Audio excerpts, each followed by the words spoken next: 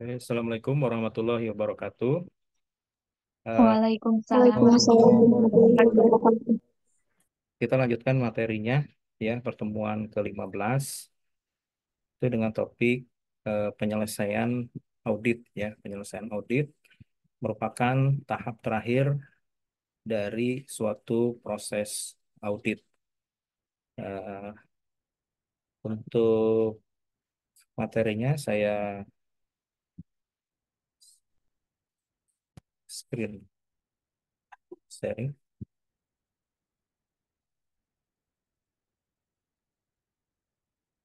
Sudah terlihat? Sudah jelas, Pak. Sudah, Pak. Oke. Pertama-tama saya sampaikan tujuan pembelajaran, ya, atau learning objective dari topik ini. Itu ada 7. Yang pertama itu terkait pemahaman tahapan-tahapan penyelesaian audit sebagai bagian dari suatu proses audit. Kemudian yang kedua mengenai lingkup pekerjaan penyelesaian audit. Kemudian yang ketiga konsep peristiwa kemudian atau subsequent event. Yang keempat itu mengenai konsep surat representasi manajemen. Yang kelima itu mengenai konsep manajemen letter. Dan yang keenam itu mengenai proses review akhir kertas kerja dan temuan audit. Yang ketujuh yaitu tentang konsep komunikasi dengan klien. Nah, diharapkan setelah perkuliahan ini Anda bisa memahami, ya, eh, 7 dari tujuan pembelajaran tersebut. Oke, kita masuk ke dalam eh, materi. Yang pertama itu mengenai cakupan penyelesaian audit. Nah, untuk penyelesaian audit ini itu secara garis besar ada 3 tahap, ya. Yang pertama itu menyempurnakan pekerjaan lapangan. Yang kedua melakukan evaluasi temuan audit. Yang ketiga melakukan komunikasi tertulis dengan klien. Nah, kalau kita lihat dari tahapan audit berbasis risiko atau risk-based audit, maka cakupan penyelesaian audit ini itu merupakan tahapan terakhir, ya, tahapan terakhir dari 3 tahapan yang ada. Jadi yang pertama itu penilaian risiko, menanggapi risiko, dan kemudian adalah tahap pelaporan. Nah, untuk yang penyelesaian audit ini itu masuk ke dalam tahap pelaporan, ya. Nah, kita sudah mempelajari mengenai standar audit, ya, dimulai dari standar audit 200 sampai dengan standar audit 800. Kemudian juga sudah mempelajari siklus-siklus, ya, dalam perusahaan yang terkait dengan proses audit. Nah, setelah tahapan tersebut, maka eh, kita memasuki kepada penyelesaian, ya, penyelesaian untuk audit. Nah, jadi dimulai dari penilaian risiko, ya, penilaian risiko. Di sini ada pre-engagement, ya, kemudian prosedur penilaian risiko, merencanakan audit. Nah, jadi audit itu perlu perencanaan, ya, perlu perencanaan dan penilaian risiko. Risiko apa? Ya, risiko kesalahan penyajian material. Kemudian setelah diassess, setelah dinilai risikonya, auditor perlu untuk menanggapi risiko tersebut, ya. Nah, dengan cara apa? Dengan menyusun prosedur audit, ya, menyusun prosedur audit yang untuk selanjutnya prosedur audit itu dilaksanakan atau diimplementasikan, ya. Tujuannya adalah untuk mendapatkan bukti audit. Nah, kemudian pada tahap pelaporan atau tahap penyelesaian audit, nah, dievaluasi, ya, dievaluasi bukti auditnya, kemudian lanjut dengan penyusunan laporan auditor independen. Nah, sebelum kita lanjut, eh, sebagai merefresh gitu, ya, dari gambar ini, apakah ada yang ditanyakan dulu, Mohon maaf, Bapak, izin bertanya. ya? Dalam kondisi seperti apa ya auditor harus melakukan pekerjaan tambahan dan hal itu apa ya maksudnya? Mohon untuk dijelaskan. Ya, kita Terima lihat, kasih. ya, kita lihat di dalam gambar ini, ya, ada nomor 7 ini yang warna kuning, ya, perlu pekerjaan tambahan. Jadi artinya pada saat auditor itu sudah melaksanakan prosedur audit ya pada tahapan menanggapi risiko, nah kemudian dievaluasi bukti auditnya. Bukti auditnya sudah cukup dan tepat atau belum gitu ya. Nah, apabila ditemukan ternyata ada kekurangan, nah itu nanti akan diputuskan apakah perlu ya melakukan prosedur audit tambahan gitu ya. Nah, kalau misalkan dirasa perlu, maka akan balik lagi gitu ya, balik lagi ke eh, nomor dua ini gitu. Nah, nomor dua ini kenapa? Karena ada bukti audit yang kurang. Nah, sehingga auditor perlu melaksanakan prosedur audit tambahan. Jadi yang dimaksud dengan pekerjaan tambahan ini adalah itu eh, prosedur tambahan ya, prosedur tambahan untuk mendapatkan bukti audit. Nah, artinya begitu sudah dilakukan, didapatkan bukti audit, kemudian dievaluasi lagi bukti auditnya. Ya, apakah sudah cukup dan tepat ya sebagai basis atau sebagai dasar auditor untuk menyimpulkan gitu ya, menyimpulkan hasil audit dan memberikan opini. Nah, jadi bisa kita lihat ya di gambar ini ada garis ya tanda panah yang cukup panjang itu ke belakang ya melambung ke belakang. Nah, itu apabila terjadi eh, kekurangan ya kekurangan pada bukti audit sebagai hasil atau output dari evaluasi bukti audit ya. Seperti itu. Oke.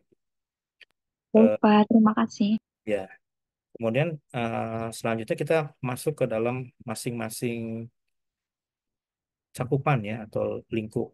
Yang pertama ini menyempurnakan pekerjaan lapangan ya. Nah, pekerjaan lapangan ini itu seringkali kita istilahkan dengan field work gitu ya. Field itu lapangan gitu, work itu pekerjaan gitu. Jadi auditor biasa apa mengistilahkan itu sebagai field work gitu, field work gitu, atau pekerjaan lapangan. Nah, jadi pekerjaan lapangan itu artinya auditor itu bekerja di tempatnya klien gitu ya, bekerja di tempatnya klien untuk mendapatkan bukti audit yang sifatnya itu eh, apa fisik gitu ya, fisik ada apa observasi, kemudian ada apa stok opnam, kas opnam dan lain sebagainya ya, yang sifatnya itu hanya bisa dilakukan di lapangan gitu ya, di klien gitu. Nah, di sini ada empat tahapan ya, ada empat pekerjaan yang harus dilakukan. Yang pertama itu auditor melakukan review peristiwa kemudian atau subsequent event ya, subsequent event itu. Jadi peristiwa kemudian itu adalah peristiwa setelah tanggal neraca gitu. Yang kita pahami bahwa neraca itu per tanggal 31 Desember gitu ya. Nah, auditor melakukan review gitu. Nanti kita akan lebih mendalam ya di slide berikutnya itu mengenai subsequent event ini gitu ya. Kemudian yang kedua itu melakukan review terhadap notulen rapat komisaris dan manajemen. Ya, auditor juga meminta kepada klien ya hasil hasil rapat antara komisaris dan manajemen. Nah, komisaris ini dia berfungsi untuk mengawasi jalannya perusahaan.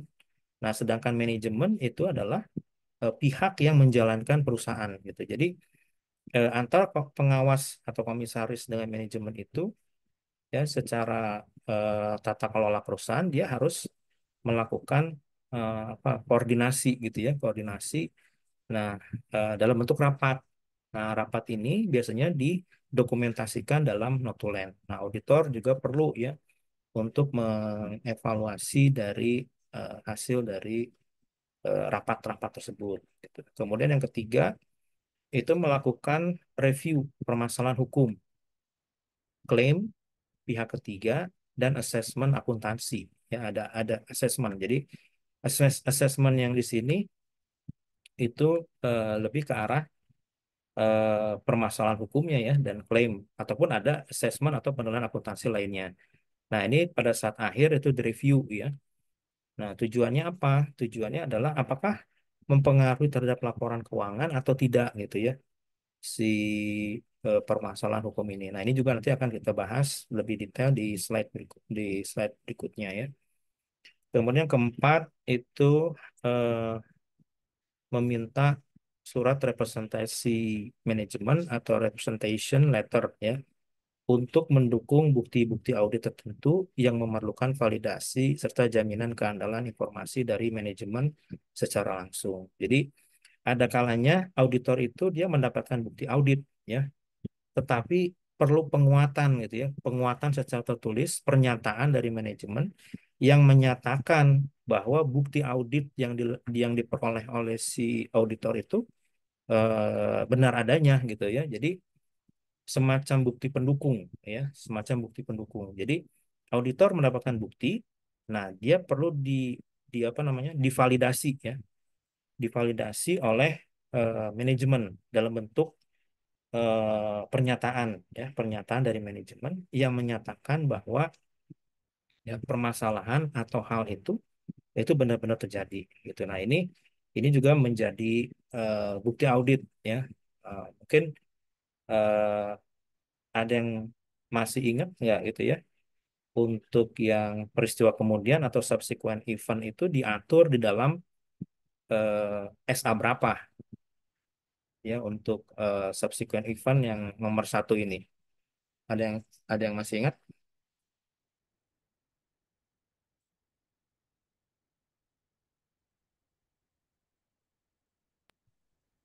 Sepertinya pada SA 560 ya, Pak.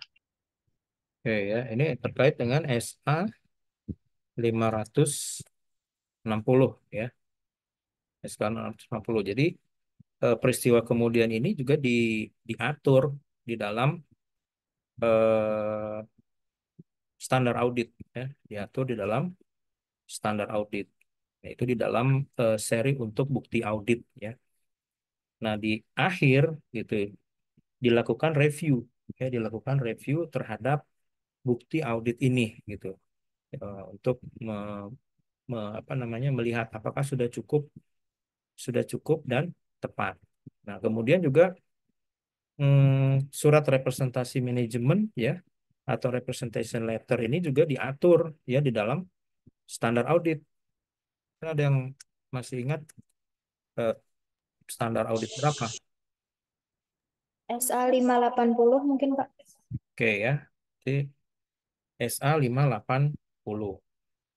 Nah, jadi sebetulnya pekerjaan-pekerjaan ini sudah dilakukan ya, prosedur-prosedur auditnya sudah dilakukan dan auditor sudah mendapatkan bukti audit. Nah, pada saat tahap akhir ini auditor akan melakukan ya evaluasi terhadap bukti audit ya, bukti audit. Nah, kemudian juga menyempurnakan, tujuannya adalah untuk menyempurnakan pekerjaan lapangan atau fieldwork tadi gitu ya. Oke ya, kita masuk ke dalam peristiwa kemudian atau subsequent event. Nah, secara definisi peristiwa kemudian adalah peristiwa yang terjadi setelah tanggal laporan keuangan yang berpengaruh material atau signifikan terhadap laporan keuangan. Nah, jadi kalau kita lihat peristiwa kemudian ini adalah setelah tanggal laporan keuangan, ya. Nah, berarti kita tahu bahwa laporan keuangan itu ada di apa 31 Desember ya gitu ya. Di 31 Desember.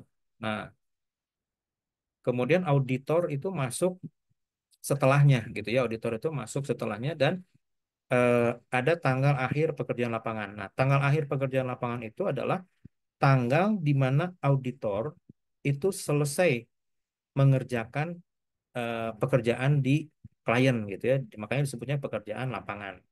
Nah, di sini dicontohkan bahwa dia selesai tanggal 15 Maret ya. 15 tanggal 15 Maret berarti tahun berikutnya ya. Kalau misalkan laporan keuangan ini adalah tahun 2023, berarti ini adalah 15 Maret tahun 2024 gitu ya. Nah, yang dinamakan peristiwa kemudian atau subsequent event periods itu adalah setelah tanggal laporan keuangan sampai ya tanggal akhir pekerjaan lapangan. Nah, jadi di sini tuh ada apa gitu ya? Di dalam ini ada kejadian apa? Nah, apakah kejadian-kejadian di sini itu mempengaruhi laporan keuangan atau tidak gitu. Nah, ini yang dinamakan subsequent event atau peristiwa kemudian gitu ya. Itu secara definisi. Kemudian yang kedua di sini periode peristiwa kemudian adalah masa antara tanggal laporan keuangan sampai dengan tanggal akhir pekerjaan lapangan. Yang tadi ya saya jelaskan, tanggal akhir pekerjaan lapangan adalah tanggal akhir pengumpulan dan pengujian bukti audit. Nah, tanggung jawab utama auditor adalah pada peristiwa kemudian yang terjadi pada periode peristiwa kemudian. Nah, jadi dalam periode ini gitu ya, dalam periode ini eh, masih dalam tanggung jawab auditor gitu ya. Ada apa? Misalkan ya, eh, customer utama dari perusahaan itu bangkrut gitu ya. Atau misalkan adanya kebakaran, ya kebakaran gudang. Kemudian atau misalkan adanya demo misalkan gitu ya. Atau ada tuntutan pengadilan gitu ya, tuntutan pengadilan yang sudah berkekuatan hukum tetap gitu ya, bahwa si perusahaan itu harus mengganti rugi dan lain sebagainya. Nah, itu peristiwa-peristiwa yang mungkin gitu ya terjadi ya, yang mungkin terjadi pada apa namanya eh, masa ini ya atau periode ini gitu. Kemudian jenisnya apa saja ya? Jenisnya yaitu yang berhubungan dengan ketepatan estimasi akuntansi dalam laporan keuangan ya. Jadi ada apa namanya estimasi di dalam akuntansi itu kan dikenal ada estimasi ya. Ini kita berikan contoh misalkan estimasi beban hadiah, estimasi beban garansi gitu ya. Estimasi denda tuntutan hukum, pelunasan kembali piutang yang telah dihapus dan berbagai estimasi lain ya. Jadi eh, apa realnya itu belum terjadi gitu, tapi sudah diestimasi.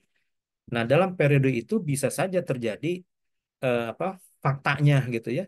Kalau terjadi misalkan apa tuntutan hukumnya sudah final misalkan gitu ya. Atau beban garansinya sudah habis pada masa itu ya, pada masa periode subsequent event itu sehingga estimasi pada 31 Desembernya itu perlu dikoreksi gitu ya.